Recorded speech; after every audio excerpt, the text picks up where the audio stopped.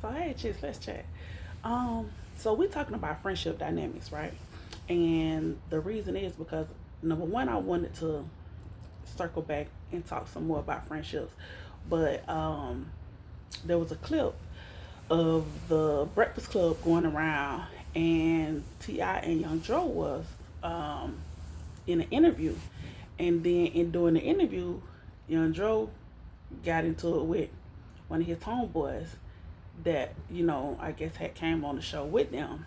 So that whole thing was very impromptu, very you know interesting to see how that played out. So what it made me think about was something that I had wanted to talk about, which was you know it's one thing when we choose our friends, right? But it's another thing when we think about the friends our friends choose, right?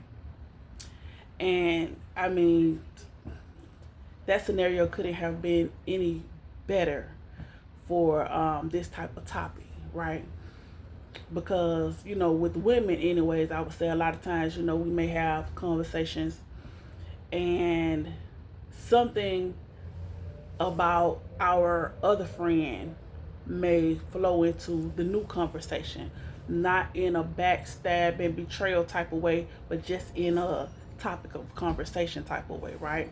You'd be like, yeah, my homegirl had went through that or whatever. Yeah, sometimes you just pass the information along.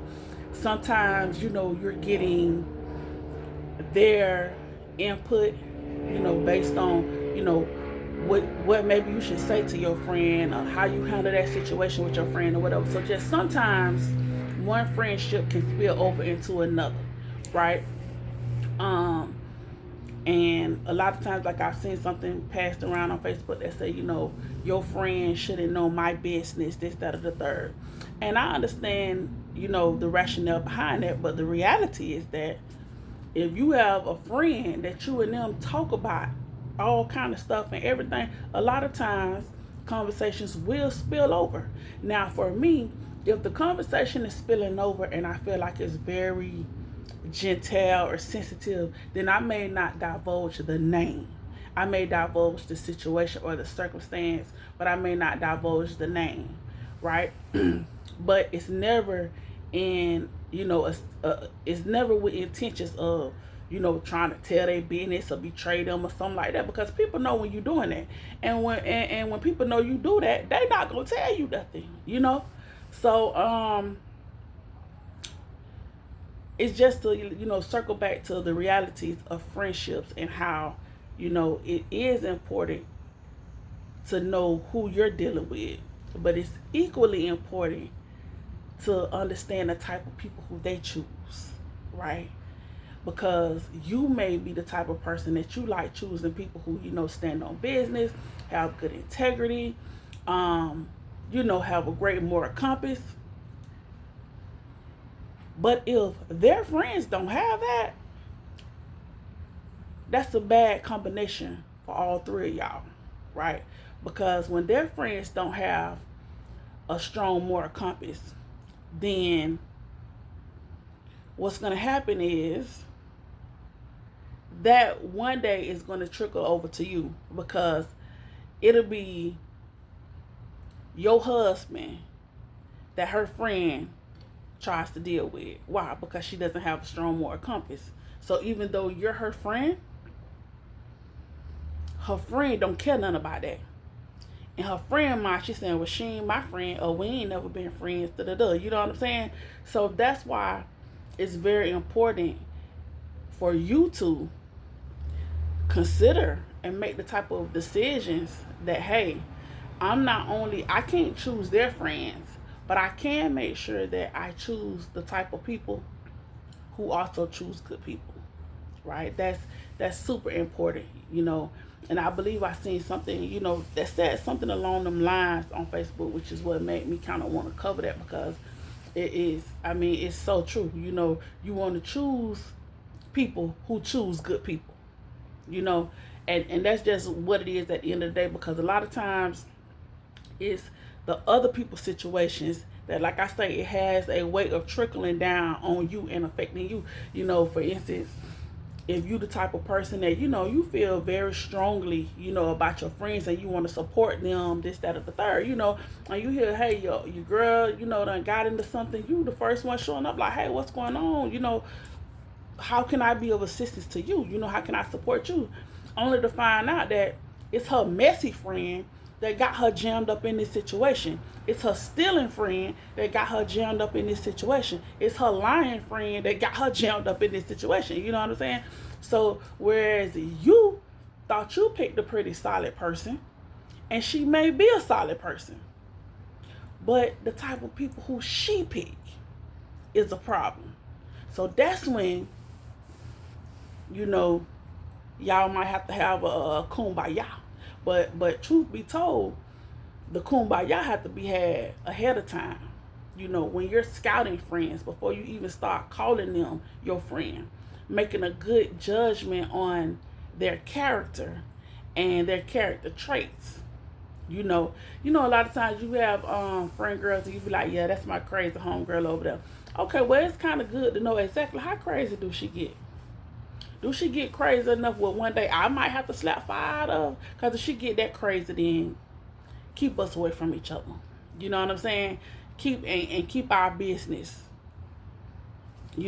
separate. Because, hey, I don't want to get in any kind of trouble. And y'all all have seen the situations where, especially when we were younger, you see the whole crew of people where, you might have some girls that they real tough, but you might have one who she like, I ain't come here to fight. I ain't, and you be like, oh, she's scared. No, it might don't be that she's scared. She probably, no. She probably is scared, right? But two things. Knowing that she's scared, she already should know she should be rolling with y'all. Knowing that y'all, be on one.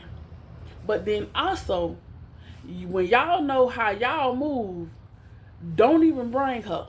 Don't even include her. Don't put her in the mix like that, because you're going to feel like she didn't stand up. She didn't come through for y'all. She didn't. No, and she did, because that's not her character to do that. Leave her home next time. A lot of times you can't include every friend in on whatever you have going on. You have to know them. You have to know their strong points. You got to know where you could take them, where you can't take them. Sometimes you have homegirls that all you could do is go out with them. Because if you take them to church, they don't really have no spiritual compass. Ain't no telling what they may put on. Ain't no telling how they're going to be looking at people or how they're going to engage. Do they know when to stand up? Do they know when to sit down? Like, are they going to be texting on their phone? Do they know to cut their phone off or cut it down when you go in church? Like, it's just a lot of things that you have to be mindful of with your friends. And at a certain age and stage, who you could take where, who you can do what with, who you can do what to for, etc., so forth. But those are the things that you find out along the way. Jumping off the porch when you were in middle school, high school, you don't know that. You don't know how to choose your friends at that point in life, And that's why you have so many people, you have your aunties, your grandmas, your cousins, telling you everybody ain't your friend.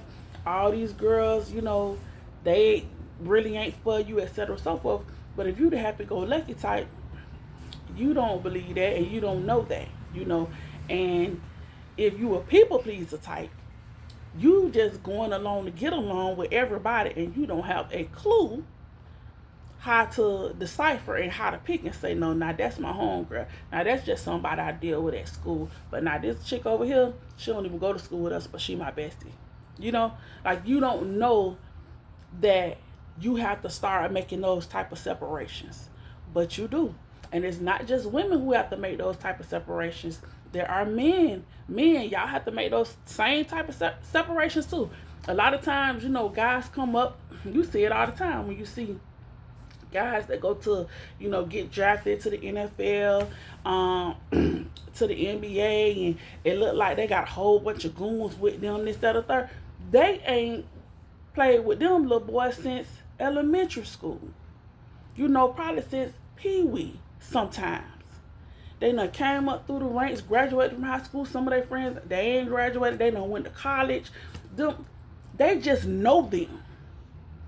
They just from the same street for the same hood. When Buddy come home, everybody come around. And sometimes they feel like they have that same, because they know them from way back when, they still have an obligation to bring them along. And no, baby, everybody can't come. Everybody can't come, because the lifestyle that you have going on, it does not mesh with mine. Maybe once upon a time, maybe it did. And that's not to say that I think I'm any better than you. It just means that I don't move like you.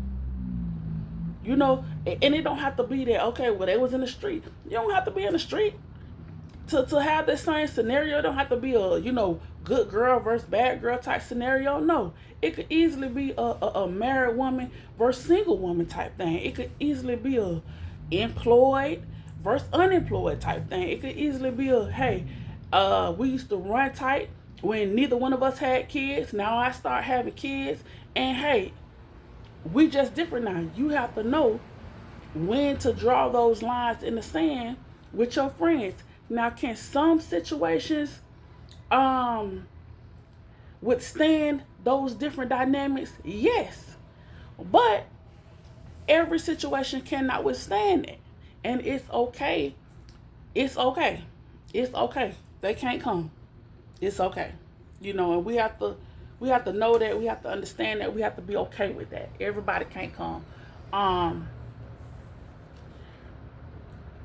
And it's just crazy, because a lot of times we really don't know who can't come until something happens, and we like, you know what? I should have been stopped dealing with them. I should have been, you know what I'm saying? I have seen, especially living in Central Florida. Listen, it was a whole bunch of stuff going on, and nobody could figure out why this one particular prominent dude kept another dude close to the hip with him.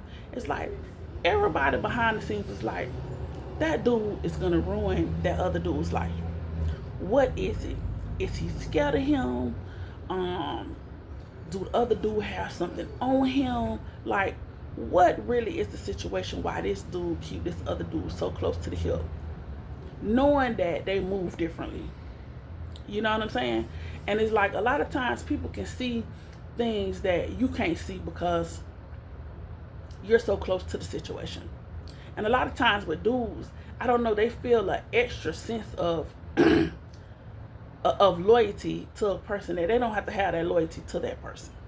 A lot of times they think that, like I say, just because they knew them way back when, that now they got to be a part of all the celebrations. And no, that's just not true. No.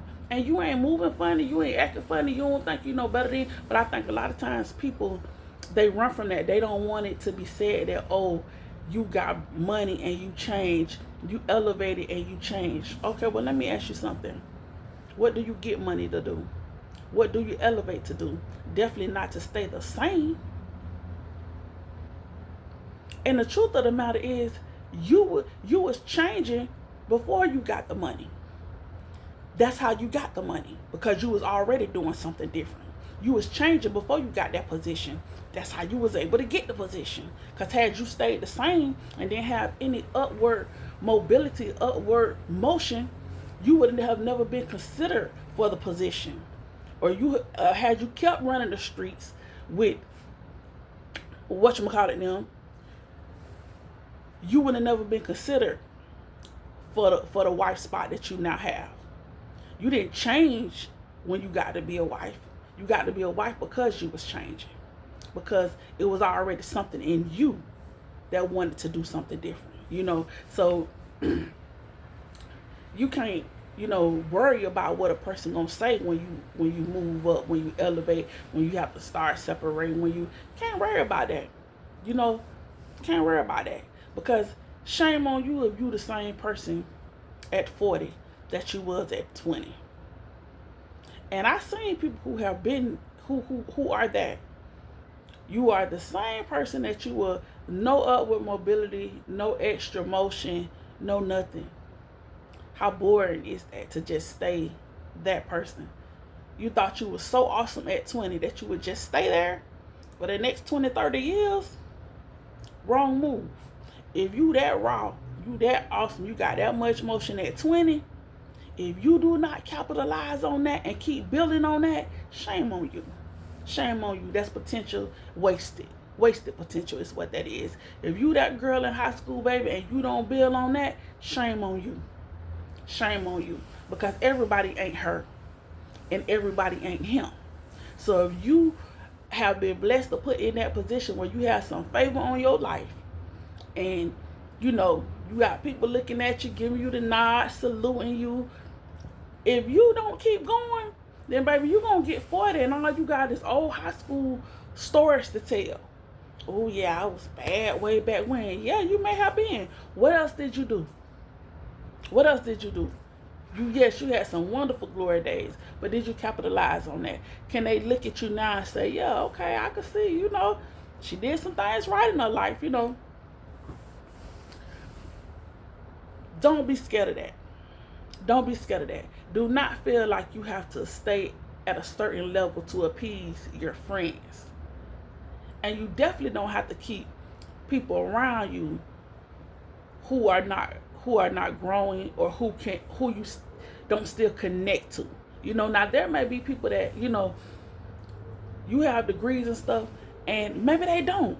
But man, you wouldn't trade them for nothing. Right? Because it's not about it's never should be about just the material things and just your outside accolades, right? It should never be just only be about that. I have homegirls who, listen, they ain't never thought about college, barely did high school, but that didn't make them any less solid with me, because we was connected from the inside out. Understand me? Now, that means though still that I have a responsibility to myself to say, okay, well, depending on where we at in life, they may not have as much to lose as I may have in certain situations. So I can't get in certain situations with them, and then may not be able to bring them into certain situations. I have to have discernment to be able to figure that much out, and you also want to make sure that they feel the same way about you. If they going in the store stealing or whatever they doing, and they know good and well you got this good job that do background checks, etc., so forth, and they bring you along for that, and y'all all get in trouble, you ain't know, really what they had going on, cut them off. They wrong for that. They weren't supposed to include you in that type of foolery, knowing what you had to lose, knowing what was on the table for you. You really have to be mindful of that. Again, everybody can't go. Everybody cannot go, and that just means that, hey, everybody cannot continue to ride with you through life. Some people you really have to go ahead and say, you know what, girl, yeah, we used to have a good time. We enjoyed ourselves in the 80s. We enjoyed ourselves in the early 2000s. But whenever it was a time, and it was for a season. And then after that, life went on, and we went our separate ways. And it ain't no beef, and it ain't no hard feelings. And I definitely don't look down upon you, But it just is what it is, So yeah, if y'all have a chance to go and look at the video, it's from the Breakfast Club, and it has T.I. on there and Young Dro. And Young Dro is, discussing his drug addiction, and one of his homeboys in the back keep laughing. It's like, that's immature. See, you already see, y'all unequally yoked, because you talking about something serious and he keeps laughing at it. When it's clearly not a laughable moment. Now, yeah, you could laugh and joke about whatever your situation is, if you in on the joke with them. But at the point where you get serious, they should be able to pick up on that and understand, okay, we in a different moment now. We ain't in the kiki moment no more. Because see, to me, those will be people that you got to kind of like really be mindful of. You're finding humor in a situation that was rough or tough for me. what's so funny about it? Of course, maybe we all had those times where you could have been like, "Girl, you was dead drunk later." Okay, we understand the kiki in that, right? But like I say, once we get past the kiki part, okay, if I bust my head to the white meat and I'm all skinned up, what's funny about that now? Ain't nothing funny about that. You know what I'm saying? So you have to be mindful of those people who kikiing and laughing at the stuff that's serious and the stuff that may be wrong in your life. Because some of those people ain't laughing with you; they laughing at you, and that is a huge difference. You know, um, and then it was just so much to pick apart in that video because I honestly have to say I didn't like the way T.I. had kind of he had kind of like raised his voice to quell the situation. I understand that, but it's like when he was like, y'all here. Basically, he's saying y'all here because of me on my name, on my face, etc. That's what he was saying. Okay. Well, I'm always confused at friendships who have like leaders. Like if it's three of us, ain't no leader of the pack. You don't poke your chest out no more than I poke my chest out. You know what I'm saying? I don't care how much money you have. I don't care if you got more degrees than the thermometer. I don't care I don't care who you shaped up like. I don't care. You are not the head of the friendship group. Like, no.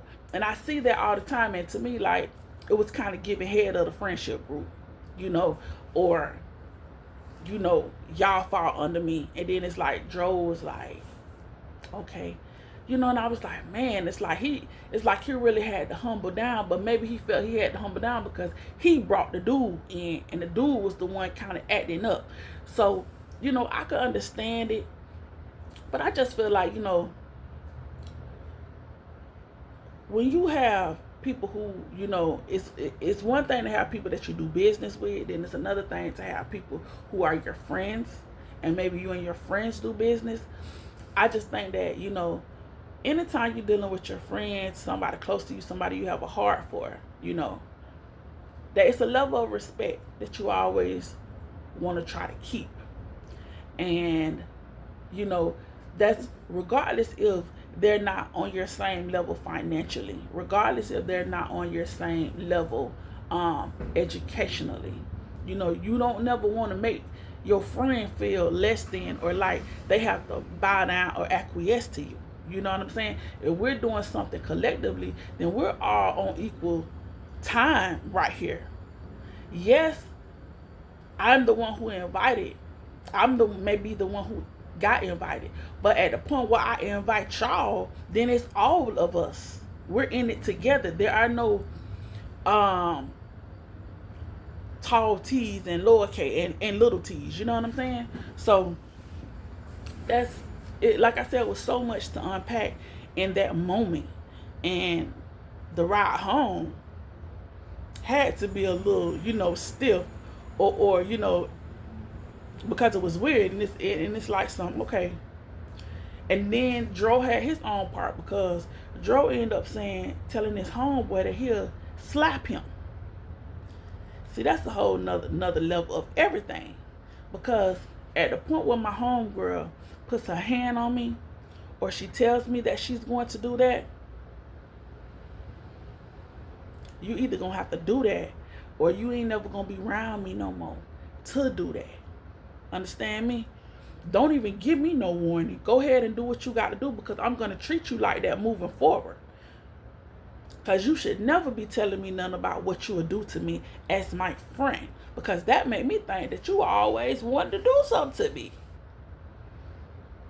You know what I'm saying? So it was just so much to unpack in that moment. And it just showed you that sometimes, no matter what the situation is, whether it's a relationship between a man and a woman, whether it's a relationship that's platonic, or that's just, girl, male, just friendships.